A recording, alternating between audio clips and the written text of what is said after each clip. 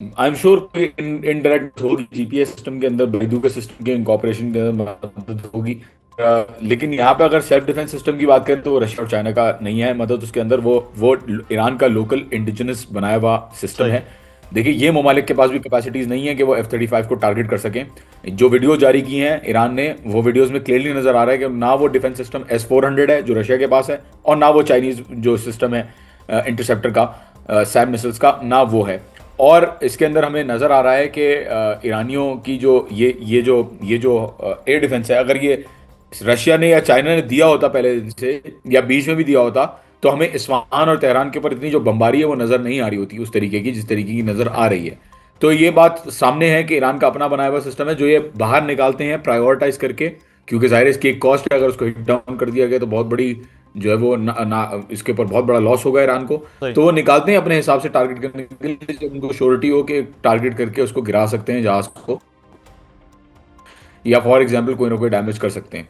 तो इस हिसाब से ईरान का कहना ये है कि उनका एक इंडिजिनसली बनाया हुआ सिस्टम है। पहले भी S-400 नहीं आया था, पहले भी चाइना को कोई सिस्टम नहीं आया था, अभी भी चाइना या रशिया को कोई सिस्टम नहीं आया है। सही। तो ये अब सेल्फ डिफेंस का सिस्टम जो है ईरान का, उससे भरपूर मुकाबला वो करते हुए भी नज़र आ रहे हैं, जो लोगों के लिए और दुनिया के लिए बड़ा हैरान कुन है कि अमेरिका जैसी ताकत का और इसराइल के वहाँ स्टेशन होने के बावजूद भी ईरान मुसलसल डटा हुआ है अपनी सॉवरेनिटी के लिए। बहुत शुक्रिया जॉन हुसैन साहब हमारे साथ मौजूद थे, ईरान में हमारे सूरत हाल से आगाह कर रहे थे कि इस वक्त वहाँ सिचुएशन क्या है। ईरान अमेरिका जंग से पाकिस्तानी मईशत पहले ही शदीद मुतासर हो चुकी है। हुकूमत ने सख्त फैसले लेते हुए पेट्रोलियम मसनूआत की कीमतों में भी इजाफा कर दिया। अब सवाल यह है कि जंग का दायरा मजीद वसी होता है तो पाकिस्तान की मईशत किस हद तक मजीद मुतासर होगी। क्या आने वाले दिनों में पेट्रोलियम मसनूआत की कीमतों को बरकरार रखना मुमकिन हो पाएगा। पाकिस्तानी मईशत को दरपेश चैलेंजेस और उनके मुमकिन हल पर बात करेंगे। हमारे साथ मौजूद हैं मुआशी उमूर के माहिर भी हैं, खुद बिजनेसमैन हैं, अशफाक तोला साहब। बहुत शुक्रिया अशफाक तोला साहब आपके वक्त का। सर, सबसे पहले तो ये सूरत हाल है कि पेट्रोलियम मसनूआत की कीमतों के हवाले से हुकूमत ने कहा कि उन्होंने खासा रोक के रखा। PSDP का एक बड़ा सा फंड है, वो उधर सब्सिडी में आया और अब आखिरकार वो पास ऑन हुई है। हुकूमत के पास कोई ऑप्शन नहीं था सिवाय इसके, आप समझते हैं ये होना ही था? Rahim, thank you very much. Actually देखें, जो मैं उसको थोड़ा सा हम स्टैगर कर देते हैं। एक तो ये है कि PSDP के फंड से निकाला नहीं जाता है। PSDP का फंड जब एलोकेट किया जाता है जी तो उसकी स्पेंडिंग होती है। जी। तो अगर स्पेंडिंग को दिखा देते हैं ये, क्योंकि PSDP अगर थे 1000 बिलियन है और आप खर्ची करते हैं 500 बिलियन, तो पाँच वो आप कह देंगे नहीं जी मैंने 100 वहां से निकाल लिया, सही। तो ये बेमायनी सी बात है। तो चलो उसको तो हम भूल जाते हैं। दूसरा, जब आपको याद होगा 7 मार्च को मेरा ख्याल है जब ये प्राइजेस एडजस्टमेंट हुई थी पहली दफा, उस वक्त मैंने इनको एक बात की थी कि देखें बड़ा शोर होगा था, और उस वक्त ये शायद जस्टिफिकेशन आ रही थी कि नहीं जी हुकूमत ने सब सही किया है। उस वक्त मैंने ये कहा था कि नहीं, आपने सही किया है, प्राइस बढ़नी है, डिमांड सप्लाई मैकेनिज्म पे आप कर लें। और आपको ये करना चाहिए था कि आपको वो स्टैगर कर देनी चाहिए थी इंक्रीज, यानी आप एक साथ 55 रुपए ना बढ़ाते और आप आराम आराम से इसको 20 रुपए 30 रुपए इस तरीके से करके आप बढ़ाते, ताकि आवाम पे बोझ ना पड़ता। और पड़ता तो बोझ तो पड़ना, 1 रुपया भी बढ़े, बट उसका जो एहसास था वो थोड़ा कम से कम तर होता जाता आपका। सही। देखिए आपने क्या किया, आपने इनिशियली इन्वेंट्री गेन दे दिया आपने, और इन्वेंट्री गेन किसको दिया? OMCs को दिया, और आपने डिस्ट्रीब्यूटर पेट्रोल पंप सबको दिया। मैं इससे भी कतई नज़र के किसी को मिला तो जाहिर बात है जब प्राइजेस डाउन होगी तो इन्वेंट्री लॉस भी हो सकता है। तो उस वक्त मैं यही कह रहा था कि आप स्टेप अप करके पेमेंट बढ़ाएं, और जब प्राइजेस घटे तो आप स्टेप डाउन कर दीजिएगा, और आप इसकी वीकली एडजस्टमेंट बिल्कुल करें, और आप उसको रेस्टलाइजेशन करके जहां आपको डायरेक्ट सब्सिडी देनी है वहां डायरेक्ट सब्सिडी दे दें। मगर उस वक्त मेरा ख्याल है थोड़ी हुज्जत थी हमारी, और जल्दी जल्दी में उन्होंने मेरा ख्याल है ये काम कर गए। बाद में मेरा ख्याल है उनको अगले हफ्ते एहसास हुआ और उन्होंने कहा नहीं जी हम कौम को मजीद बोझ नहीं डाल सकते, जो कि एक अच्छी नवीद थी। मगर मैं ये समझता हूँ उसको थोड़ा सोच लेना चाहिए था कि डिमांड सप्लाई मैकेनिज्म के तौर पे क्या ये करने से हमारी कोई इफेक्ट पड़ेगा कि नहीं। आपने देखा होगा कंजम्पशन गिरी नहीं, कंजम्पशन बढ़ गई। एग्जैक्टली।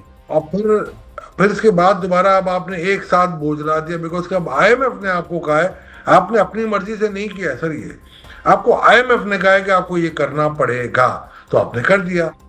अब सवाल ये पैदा होता है कि आप आईएमएफ के डिक्टेट में अगर आप आएंगे, पूरा रीजन है, सबकी पूरी दुनिया इस वक्त भौचाल का शिकार है और कसमा कुर्सी के आलम में है। मगर अगर आप देखेंगे तो पूरी दुनिया में इतना भौचाल या इतनी, मेरा ख्याल है, जो मैं कहता हूँ वायुसी, या इतनी मैं कह सकता हूँ कि वो नहीं हुआ जितना पाकिस्तान में हो रहा है। तो मैं ये समझता हूँ कि पाकिस्तान को थोड़ा रोक के थोड़ा समझदारी से काम लेना चाहिए। और मेरा ख्याल है तो साहब बिल्कुल अब एक और चीज़ जो डर और खौफ है वो है पाकिस्तान की इंडस्ट्री जॉब्स के हवाले से, कि अगर ये इस तरह से बिजनेस ऑफ डूइंग जो है वो महंगा होता है तो क्या फिर इंडस्ट्री बंद होने का ख़तरा हो सकता है, लोगों की बेरोज़गारी का ख़तरा हो सकता है अगर ये जंग मज़ीद तूल पकड़ती है। ये एक बड़ा खौफ है, क्योंकि महंगाई तो होगी लेकिन ये अगर बिजनेस ना चले तो फिर बेरोज़गारी वाला मामला भी शुरू हो सकता है, खुदा ना खास्ता। ये एक विकसित सर्कल है मतलब सर। देखिए, आप सोचें, अगर आपने फर्ज करें, आपने अभी कुछ दिनों पहले एक न्यूज़ पढ़ी होगी शहबाज राना साहब की जी, उसमें उन्होंने कहा आईएमएफ से आपने एग्री किया है कि आप डिवैल्यूएशन करेंगे, आप करेंसी की लिबरलाइजेशन करेंगे और आप इंटरेस्ट रेट बढ़ाएंगे। ठीक है जी। तो ये तीनों वो चीजें हैं जो मेरा ख्याल है आपके बिजनेस को बंद करने वाली बात है। देखिए, 18 में और 22 में जो आपके साथ हुआ, आपने इंपोर्ट लेड ग्रोथ की थी और उसकी वजह से आपके पास डॉलर कम पड़ गए और आप आईएमएफ के पास जब भागे थे, क्योंकि 16 तक आईएमएफ की क्रिस्टिना लेगार्ड जो उनकी एमडी थी, उन्होंने कहा था पाकिस्तान को हमारे ज़रूरत नहीं है, बिकॉज कि पाकिस्तान ने इकोनॉमी ने 13 से लेके 16 तक बहुत अच्छा परफॉर्मेंस किया।